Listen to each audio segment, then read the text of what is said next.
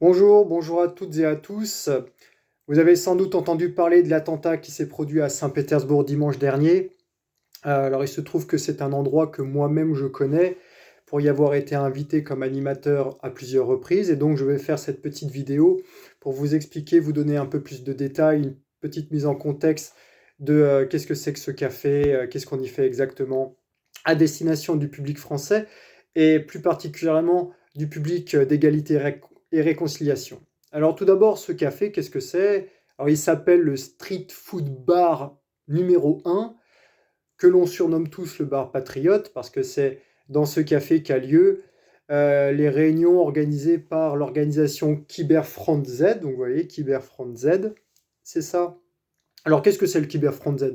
C'est de base une initiative privée, c'est-à-dire des gens particuliers qui se sont réunis, qui ont mis des fonds en commun pour produire de la propagande pro-russe suite à l'opération spéciale en Ukraine.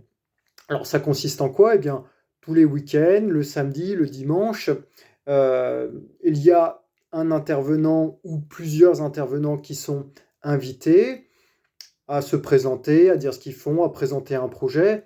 Alors quel type d'intervenant on peut avoir? Bon, on a des intervenants de tous les horizons, hein. On a par exemple des journalistes, des hommes politiques, des militaires, des soldats, c'est déjà arrivé, des étrangers pro-russes comme moi, et des correspondants de guerre comme le monsieur qui malheureusement est mort suite à cet attentat. Comment ça se passe? Bah, généralement, l'ambiance est plutôt bon enfant, hein, on s'assoit, on commande à boire, à manger, on écoute l'intervenant, les animateurs. Généralement, un débat s'ensuit, donc il y a un microphone qui tourne, on peut poser des questions, on peut participer au débat, on peut dire si on est d'accord ou si on n'est pas d'accord. Donc ce sont en fait des discussions ouvertes. L'avantage principal, c'est que ça permet de nouer des relations. Et après, l'inconvénient, c'est que généralement, on reste assez inactif dans le sens où vous restez assis pendant pas mal de temps et ça peut être un peu longuet à la fin. Voilà. Mais bon, après, l'équipe est tout à fait sympathique, hein, et moi, personnellement, je suis très attristé par cet attentat parce que euh, parmi les victimes, il y a effectivement des amis, des personnes que je connais, des amis, dont un des animateurs qui est encore dans le coma à l'heure où j'enregistre cette vidéo. Bon, bah, vous avez certainement déjà lu ce qui s'est passé, hein. En une phrase, il y a une dame qui est venue, qui a apporté une bombe, qui était cachée dans un buste. Elle l'a offert aux journalistes, aux blogueurs, et cette bombe a explosé au moment où le blogueur l'a prise. Alors, là, ça va être très très personnel, je vais vous dire comment la journée de dimanche s'est passée pour moi. Non, mais parce que moi, j'habite juste à côté du café, hein. Je suis vraiment, vraiment juste à côté. Il se trouve que je suis metteur en scène de théâtre franco-russe, et que parmi mes acteurs, il y en a deux qui font régulièrement partie des gens qui y vont pour écouter les intervenants. Donc après la répétition, une fois qu'on a terminé la répétition à 18h, ils y sont allés. Il y en a un qui m'a appelé genre 20 minutes plus tard. Bon, dès que j'ai décroché le téléphone, j'ai eu les tympans explosés par les sirènes d'ambulance. Et là, il m'a expliqué, il y a eu une bombe qui a explosé, il y a des gens qui sont en sang, il y a l'ambulance, les pompiers, la police, le FSB. Donc véritablement une apocalypse. Alors moi, sur le coup, j'ai été un peu, ouais, j'ai été en panique parce que je pensais que lui-même était dedans, qu'il était blessé, mais en fin de compte, non. Euh, alors moi-même, j'y vais un peu plus tard et puis alors, effectivement, je constate que la façade est complètement explosée. Que le quartier est bouclé par la police, on voit le FSB, on voit les pompiers, et puis surtout on voit des gens qui avaient déjà apporté des petites bougies, des fleurs, un portrait de Maxime Fomine en signe de témoignage, en signe de recueillement. Ça c'est très très touchant. Bah, puis après, qu'est-ce que c'est? Bah, c'est la valse des SMS, hein, c'est-à-dire on s'envoie des messages pour savoir, alors t'y étais pas, t'es blessé, t'es pas blessé. Parmi les gens qui étaient à l'intérieur, je connais effectivement un ami qui était à l'intérieur quand la bombe a explosé, et qui était là ce soir-là. Alors, voici les informations complémentaires qu'il m'a données que je vous partage. Alors, voici ce que lui, il a vu. Bon, premièrement, la dame est arrivée. Elle a offert le buste à Maxime Fomine.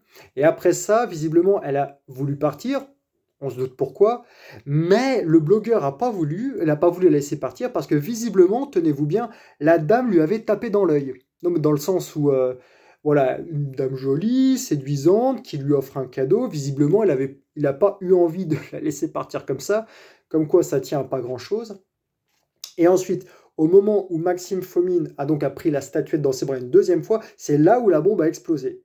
Alors là, il m'explique assourdissement total, des cris, de la fumée, des gens en sang. Tout le monde essaye de sortir comme il peut du bar. Alors lui, il a eu de la chance parce qu'il est arrivé un peu en retard cette fois-ci. Et donc, il était un peu en retraite, un peu en arrière. Donc, il a pris que quelques éclats. Hospitalisation très, très légère. Mais bon, bilan, eh bien, bilan, un mort, le journaliste en question. 30 blessés, dont 6 graves, et dont Yegor, l'animateur et un des fondateurs de Cyberfront. Alors, selon mon ami, il pense qu'il y aurait eu un deuxième terroriste présent à l'intérieur de la salle qui a activé la bombe à distance au moment le plus opportun. Parce que sinon, on ne peut pas s'expliquer pourquoi pourquoi la bombe a explosé alors que la dame n'était toujours pas sortie. Donc bon, va y avoir une enquête. Je pense qu'on ne peut pas dire grand-chose de plus à ce stade. Quel sentiment après ça? C'est la guerre. Voilà, c'est la guerre. Il faut dire qu'à Saint-Pétersbourg, la guerre, certes, on l'aperçoit, hein, parce qu'il y a quand même beaucoup de gens qui ont des amis, des proches, de la famille, qui sont mobilisés au front. On l'aperçoit, mais on ne peut pas dire qu'on la vit, parce que la vie ici est assez normale. Les cafés, les restaurants sont ouverts, il y a peut-être un peu plus de fouilles à l'entrée des métros, d'accord? Mais au-delà de ça, il n'y a pas des militaires qui circulent par cohorte dans la rue, il n'y a pas de couvre-feu. Donc la guerre, l'opération spéciale, on sait qu'elle existe, on l'aperçoit bien sûr, mais on ne peut pas dire qu'elle soit prégnante tant que ça dans la vie des gens. Et donc cet attentat, on peut tout simplement dire que c'est une véritable piqûre de rappel, que si la guerre peut tout à fait s'exporter également dans les villes et pas uniquement en Ukraine ou dans les zones frontalières ou en Crimée.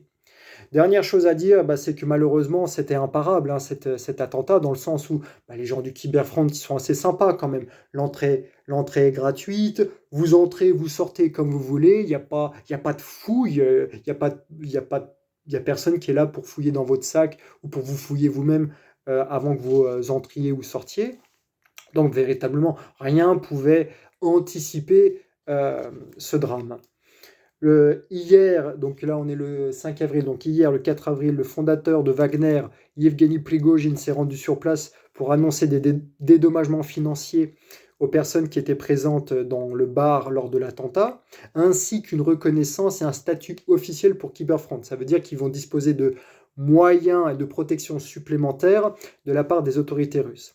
Voilà mes chers, c'est tout ce qu'il y a à dire sur le sujet. Donc pour terminer, soutien total aux gens du Cyberfront, soutien total à la Russie de Vladimir Poutine et soutien total à Égalité et Réconciliation et son président Alain Soral pour son travail permanent de réinformation. Merci beaucoup et au revoir.